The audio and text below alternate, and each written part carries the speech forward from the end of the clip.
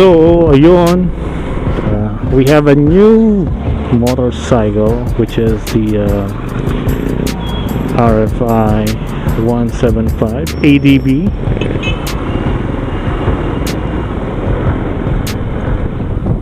So first impression ko dito sa motor na to, yan ang pag-uusapan natin, guys. Shit, traffic as always. So first impression, what I really like sa bike na to is yung looks niya. Looks ADB, and then bulky kasi to be honest, I had two options before I bought this bike. Yung una is yung Rusi ADX, and then the second is ito. Yung sa Rusi kasi, actually maganda ang Rusi na ADX, naka 4-valve, liquid cooled, ganyan, and maganda yung forma, adjustable yung windshield. Ito kasi naka fix ang windshield na ito, pero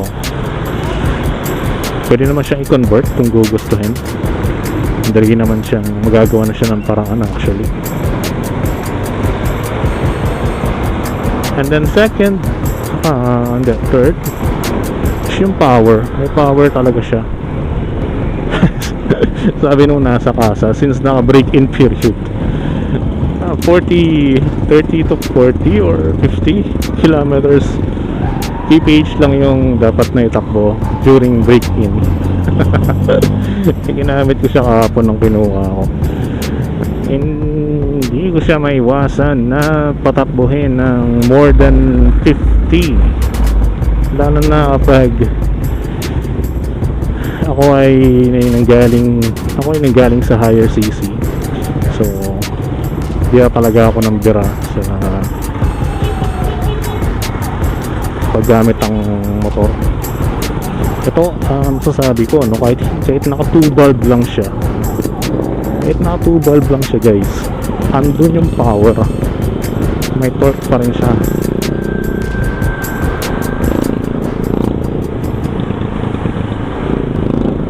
Ayan, pinipitik-pitik ko lang siya, guys.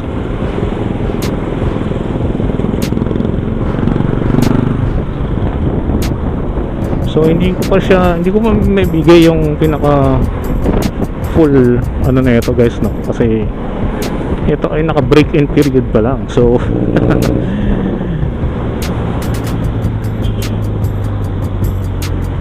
so wala akong may bibigay sa inyo na top speed or what not, at wala rin akong balak mag top speed, guys, for your information.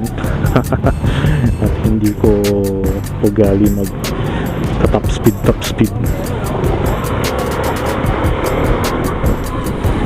So binili ko lang ito actually, like what the brand said, easy ride to chill, that's it. Shit, sarado. I'm not sure. Shit, ang lalim. Wow, ganda ng ano, guys. Ang ganda ng kanyang suspension, harap and likod. Actually hindi ko siya masyadong maramdaman. Okay yung bounce ng ano niya. Okay yung bounce ka, kahit na ang lalim nun guys, ang lalim nun. Tapos sa humps, ayun din, oh, ganda, oh. Ganda ng bounce ng kanyang yung play ng shock. So singitan guys, wala rin itong problema kasi during na pinapaandar niya siya, napakagaan niya guys, napakagaan at in a way na magaan siyang buhatin. It's not something like that. It's something, what I'm talking is the way you do, the way na i-maneuver nyo siya guys, magaan siya, hindi mo mafe-feel na mahihirapan kang i-maneuver o i-drive siya. Ganun siya. At isa pa ang ganda na ito pang long drive guys, kasi look at this, naka upright position siya guys, and I'm pretty sure hindi mako-compromise yung inyong so hindi mako-compromise guys yung comfortability ng biyahe ninyo. Unlike kasi yung gamit ko, yung sport bike ang gamit ko. I also have the Z2S. It came from the higher CC. May power din yun guys, pero hindi siya hindi siya meant to use for a long drive. kahit nga short driving lang siya, or like pang malapitan lang.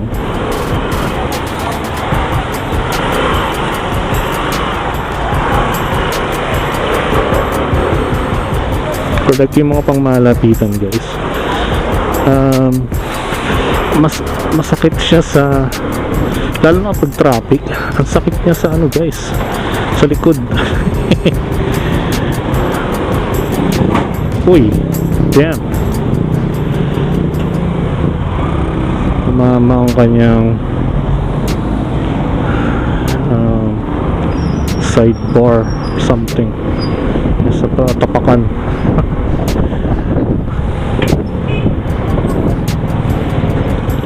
So ito, pero yung ano guys, yung sa ilaw nito tingin ko, well, sakto-saktuhan lang siya sa ilaw. Ito yung kanyang, ito normal na ilaw lang to ang gamit. Projected LED.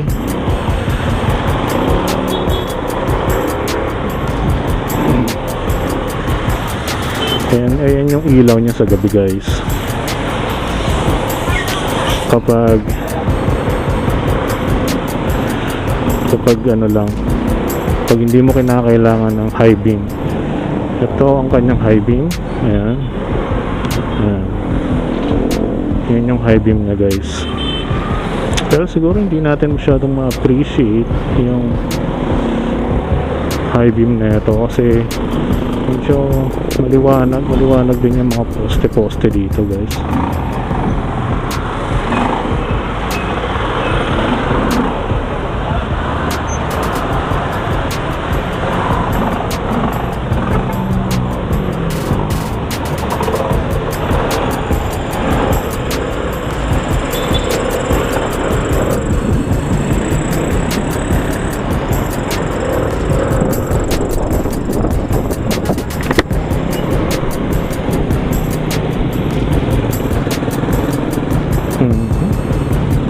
Ang lalim nun, no? Lalim nung lubak na yun, pero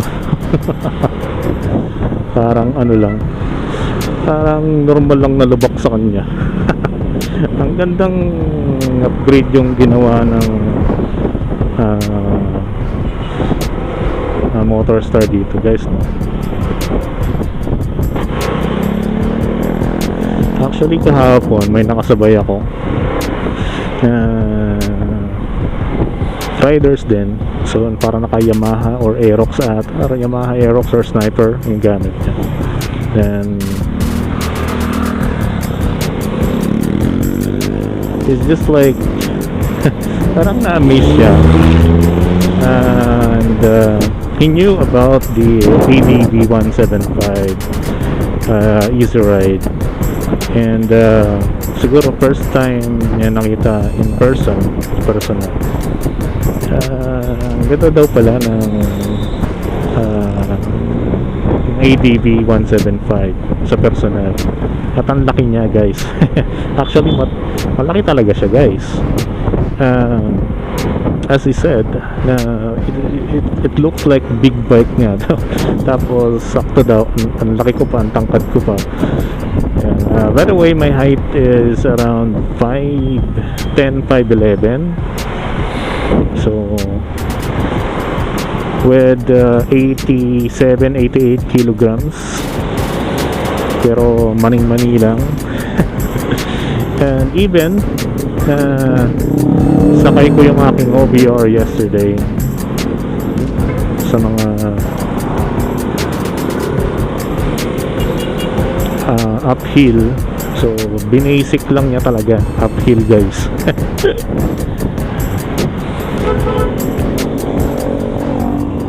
May mga nagsasabi about sa cooling system na ito, guys, na bakit daw naka liquid cooled tapos to bulb. Well, pag sinabi kasing liquid cooled, ito ay didepende sa compression ratio niya. Hindi ibig sabihin na meron kang higher CC, 175, 200 cc, whatever. Kung ang compression ratio mo lang is naglalaro ng 9:5:1, air cooled sapat na to cool down yung makina. Okay? Pero kung at the same time nga pala, low maintenance siya, guys. And then unlike with the liquid cooled, yes, liquid cooled, pero kung ang compression ratio mo is nasa 10 and above, well, that's actually needs to use the liquid cooled.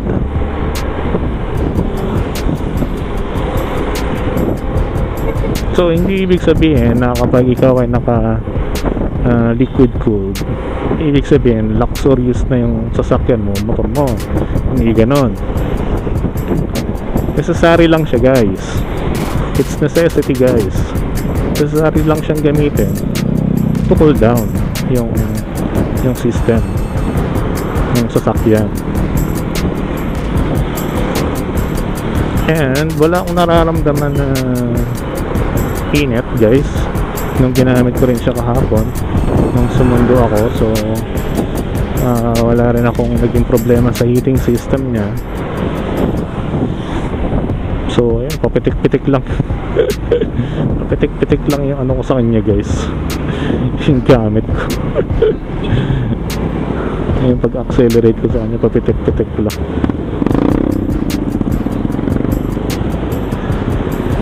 So ang ginamit kong for now, ang ginagamit kong gas is yung 91 nga ba? Basta yung unleaded lang, unleaded na gas. Green lang yung gamit ko, guys. Siguro after break-in, gumamit na ako ng 95 octane.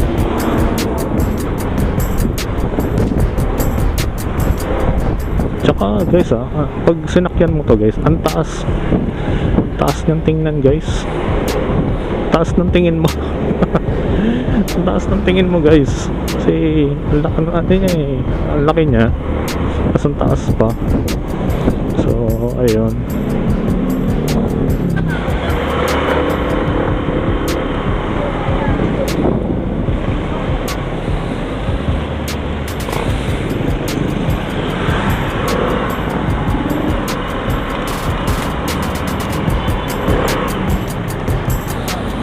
So dito muna tayo, check natin, check tayo dito.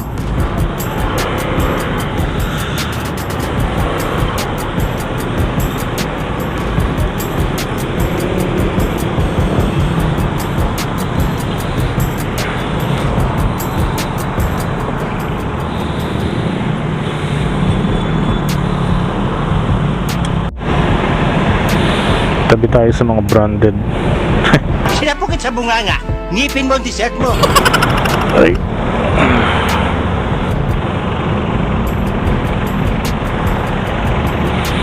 So, lipat tayong pwesto.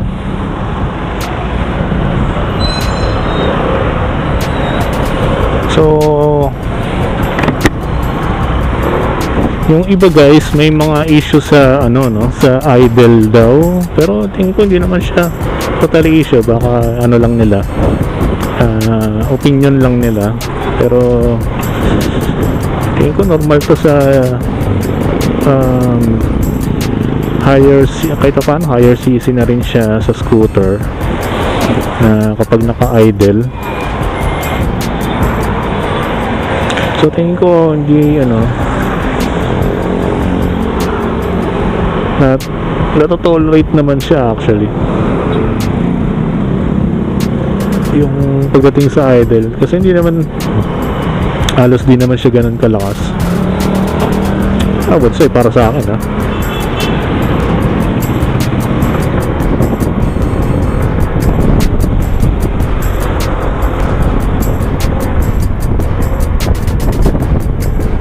pagdating sa tawag dito overtake, meron talaga siyang maibubuga. Kayang-kaya pa rin talagang overtake.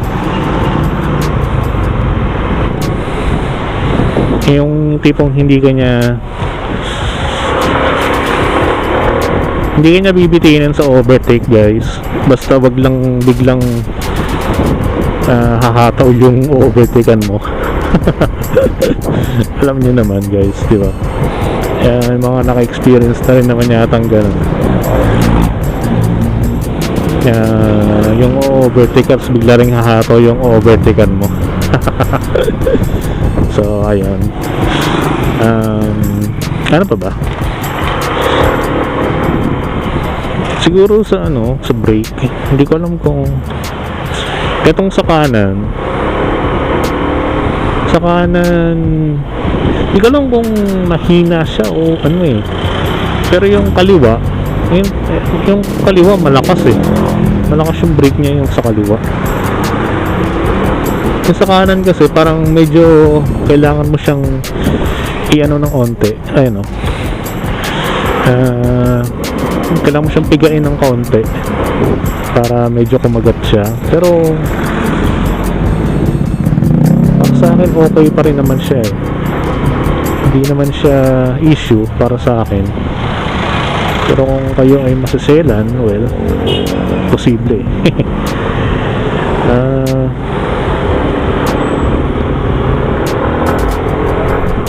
Ayun yung isang bitaw mo ng throttle, talagang parang medyo iwan yung kaluluwa mo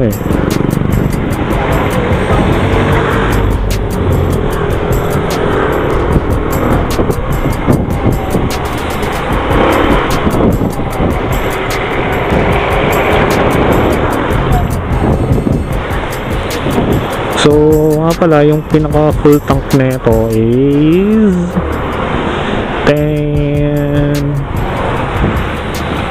10.12 o 10.2 liters, or sabi ni Sir Archie dun sa vlog niya 10 to 12, pero tingin ko 10 to 10.5 tingin ko. Nagugutom ako sa barbecue.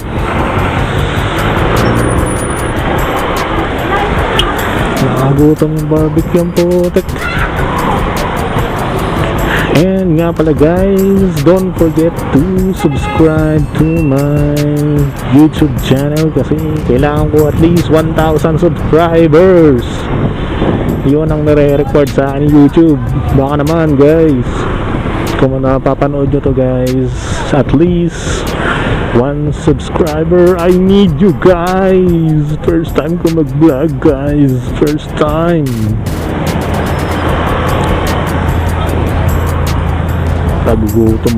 Gutom na ako bigla. Natuluyan na guys. Natuluyan na.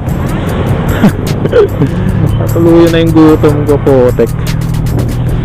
Buti na lang nakapagluto na ako sa bahay. So wala na po problemahin si Mrs. So let's wait here sa Mercury Drug. Siguradong gamot ay laging bago. Uy, umatras.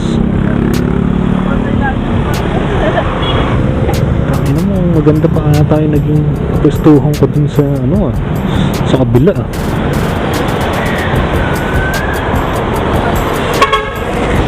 Balik na lang muna kaya ako dun.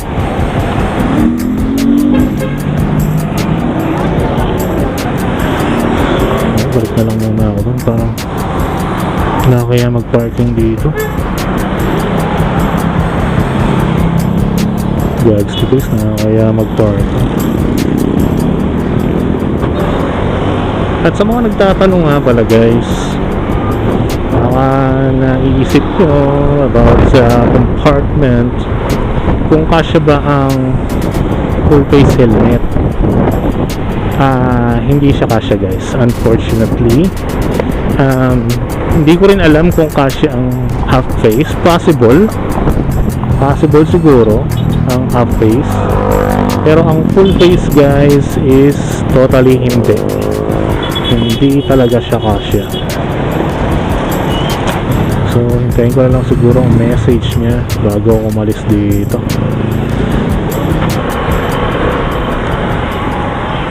At wala nga pala siyang hazard guys wala po siyang hazard. Baka naghahanap kayo ng hazard dito. Hindi rin siya, non-ABS din siya. Naka disc brake lang po talaga siya. And everything is just normal buttons, whatever. Kaya sobrang normal niya lang talaga guys.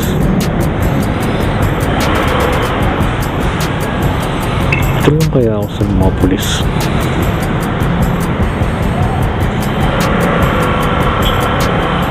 Kasi tayo kasya dun. So dito tayo.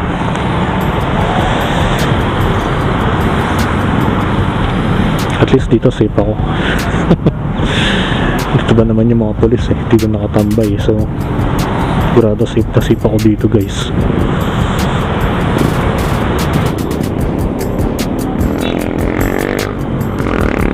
Ang bango ng mais.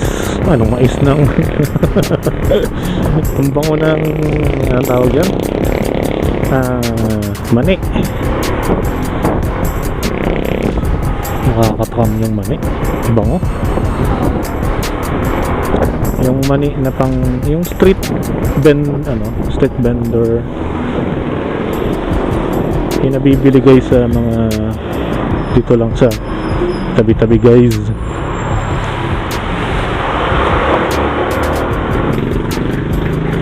Ang oras na 7 na. May pasok pa guys. Alas 8. Ay, buti na lang nakapagluto na ako. So ayun guys, no, ang overall statement ko dito or opinion ko is sobrang goods niya guys. Sa halagang nabili ko siya 84k, tapos ano naman ito, naka-high beam. So yung kinuha kong color nga pala guys is metallic gray, pero okay din sana yung white. Ito kasi kahit na medyo maalikabukan, okay lang.